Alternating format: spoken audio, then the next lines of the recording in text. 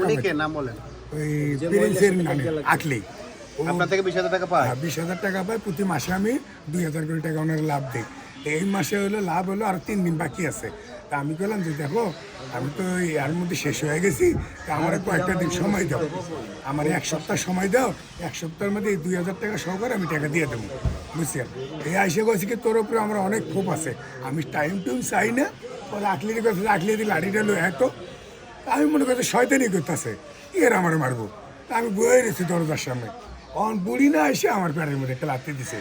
আমি যখন পড়ে গেছি তখন বলছি এই খেলা আমার ওয়াইফ বলছে এই খেলা তুমি আর মারলে কে, এই কথা কইতে ঘরের থেকে বাস লয়ে আসে আমার মা পুঁতে 3-4 জনে, মানে যেমন ধান মারে, যেমন ধান দেখতেছেন তো, যেমন ধান যেমন বাইরে এরকম, মানে আমার আর কথা কর সুযোগই নেই। তার ছেলে ছিল? ছেলে, মা, শাশুড়ি, মানে ব্যক্তি ইস্টাম সবাই দেখছে, লাড়ি মাড়িগুলো সবাই দেখছে। কেউ মানে শেষে মমিন মিয়া যায়, মমিন মিয়া দেখতে পরে আমার মা মাইয়ারে দূরে লাগতে দিছে। তোরা কি অবস্থা করতেছে অবশ্যই তো ভালোই জানে।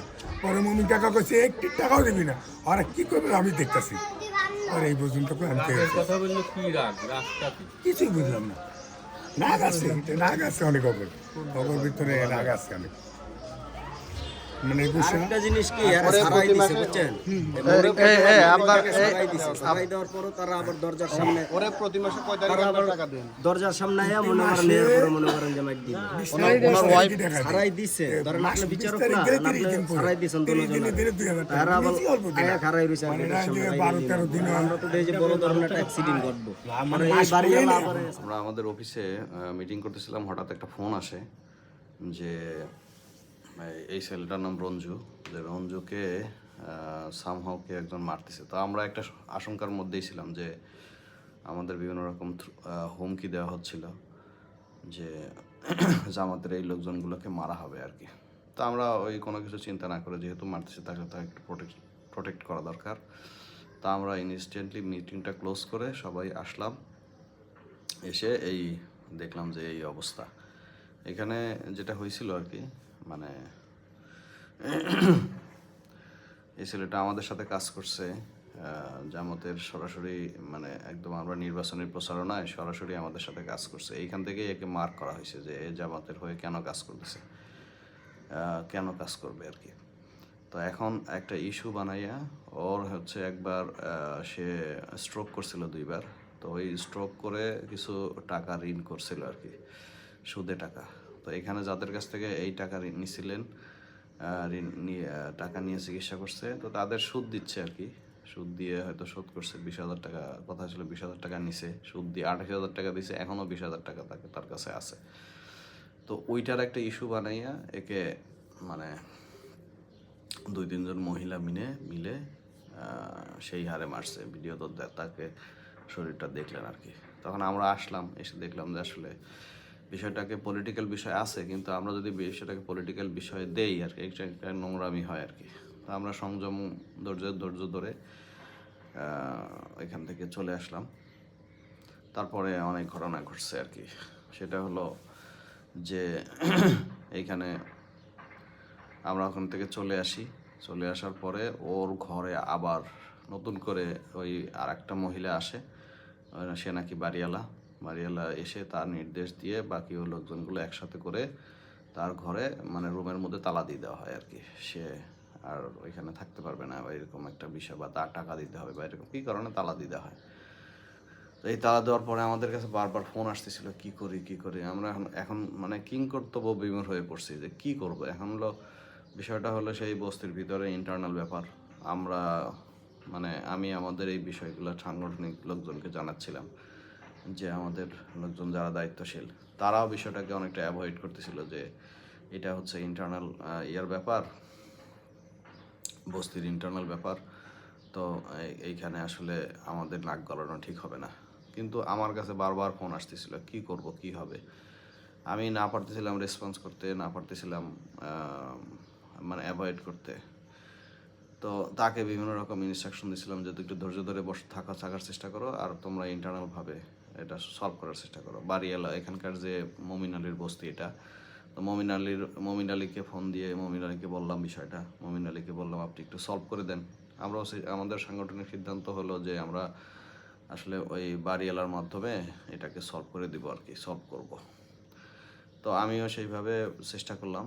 বাড়িওয়ালা তো রাত্রের বেলা হচ্ছে বাড়িওয়ালা আবার চেষ্টা করছে এটাকে সলভ করার, তার কথা শোনে নাই, কোনোভাবেই তারা তালা খুলবে না। তো তখন বাড়িওয়ালা হচ্ছে বলছে যে তুমি থানায় যাও, থানায় গিয়ে জিডি করো বা কেস করো। তো এই বাড়িওয়ালা মমিনের নির্দেশে সে থানায় গেছে। থানায় গিয়ে হচ্ছে তার হলো একটা জিডি করছে, থানা থেকে আবার তাকে হসপিটালে পাঠাইছে। হসপিটালে গিয়ে একটা তার যে ইনজুরি, সেই ইনজুরির একটা রিপোর্ট নিছে, রিপোর্ট নিয়ে থানায় দিছে।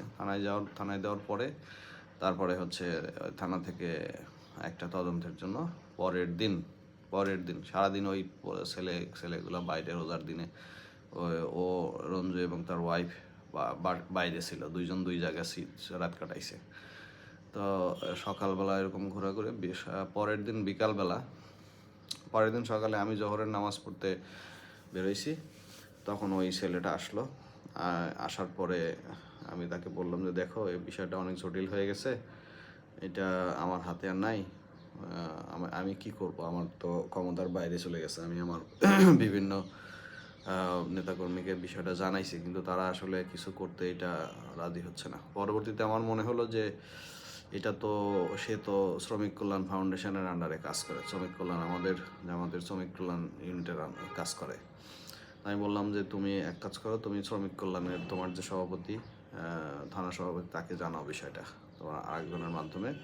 সে একটা ইউনিটে আছে, ইউনিটের কর্মী, আর ইউনিটের সভাপতির মাধ্যমে জানানো হলো। তো সে শ্রমিক কল্যাণের পরে সে জানানোর পরে শ্রমিক কল্যাণের যে সভাপতি আমাদের রাসেল ভাই আমার ফোন দিল, তার সাথে বিস্তারিত আমাকে এই বিষয় নিয়ে একটু কথা বললাম যে রাসেল ভাই হ্যাঁ এই ঘটনা।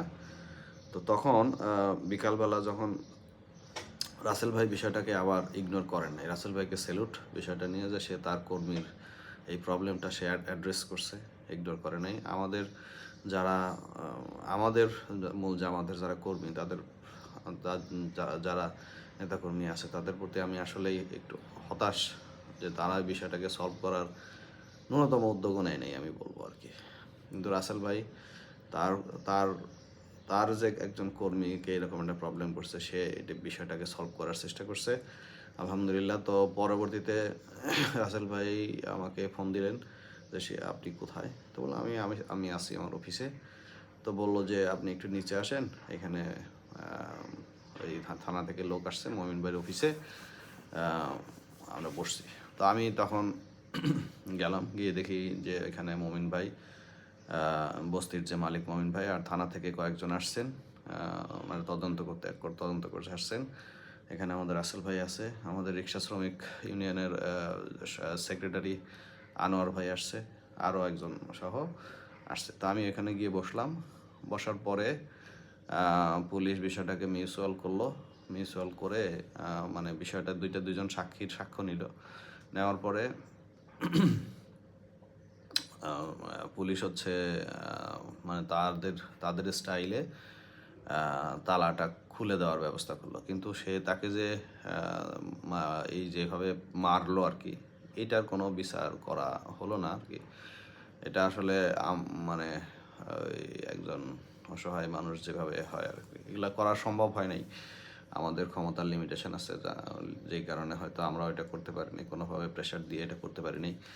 আর পুলিশও বিষয়টাকে বললো যে আপনারা ফার্দার যদি কোনো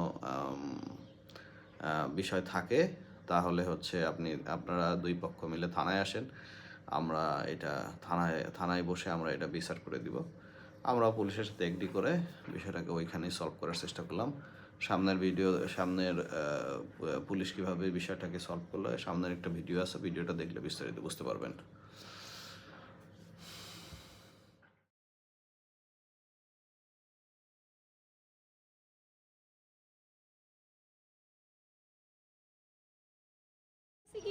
এই টেহা দেশ না গান কই কালা তোমারে তো কইছি, আমি জানি না, ও জানে, আমি এটা কইছি।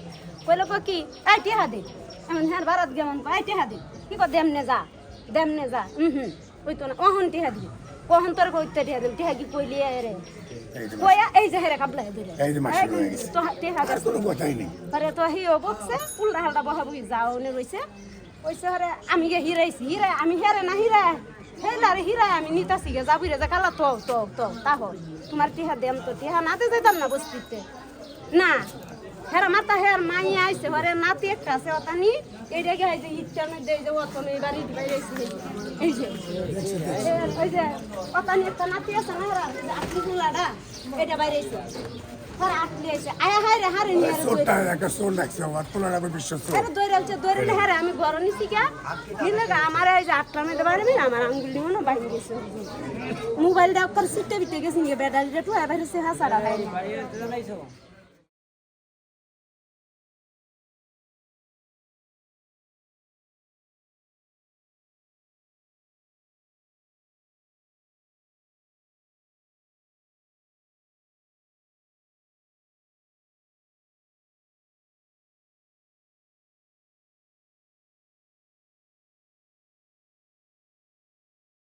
নিজেরা তালা মারছে রঞ্জুনিয়ার বাসায়, তারপরে আপনি তালা লাগায় রাখছিলেন বাসা মালিকের কথাই, যেটা কিনা ভুল, কিন্তু ভুল কিনা বাসা মালিক বলছে, কিন্তু বললেই আপনি একজন ভাড়াটিয়ার ঘরে তো তালা লাগায় রাখতে পারেন। এটা ভুল হয়েছে কিনা, এটা ভুল হয়েছে কিনা বলেন। আচ্ছা ঠিক আছে, এখন ব্যাপার হচ্ছে আপনার বাসা ওনারা খুলে দিয়েছে, আপনাদের তালাও খুলছেন, ওনার তালাও খুলে দিয়েছে। বাসায় কোনো গুরুত্বপূর্ণ জিনিস খোয়া গেছে, নষ্ট হয়েছে বা চুরি হয়েছে, এরকম কোনো বিষয় আছে? রড ডুবটা ভাঙছে আর কি, হ্যাঁ শুধু খালি রড ডুবটা ভাঙছে, ওয়ার্ড্রপ ভাঙা, আপনার মূল্যবান কোনো জিনিস কোনো কিছু না চুরি মূল্যবান হয়েছে কিনা? জিনিস নেই, কোনো কিছু ক্ষতি হয়েছে, অন্য কোনো ক্ষতি হয়েছে? না অন্য কোনো ক্ষতি হয়নি। আচ্ছা এটাই, ওদের সাথে আমার শরীর পুরো শরীর মাইরা শেষ করছে। আচ্ছা ঠিক আছে, এখন আমি তখন ওটা দেখা আচ্ছা দাঁড়ান আমি বলি, শোনেন এটা বলি, এইটা হচ্ছে তালার জনিত বিষয় সমস্যা সমাধান করলাম, ঠিক আছে? তালা দিয়ে রাখছিল, সেই তালা খোলানো হয়েছে, এটা ঠিক করে নাই, ঠিক করেন নাই কিন্তু এটা, ঠিক আছে? তাদের ব্যবহার্য বিষয়, তারা তালা খুলে সমস্ত জিনিসপত্র বুঝে পেয়েছে, এটা থেকে আপনারা দায় মুক্তি স্ব জায়গা থেকে। এর পরবর্তী নিজেদের যে অভিযোগ আছে, সেই অভিযোগের স্ব অফিসার তদন্ত করে সেটা রিপোর্ট দিবে। কথা ক্লিয়ার? এটাই।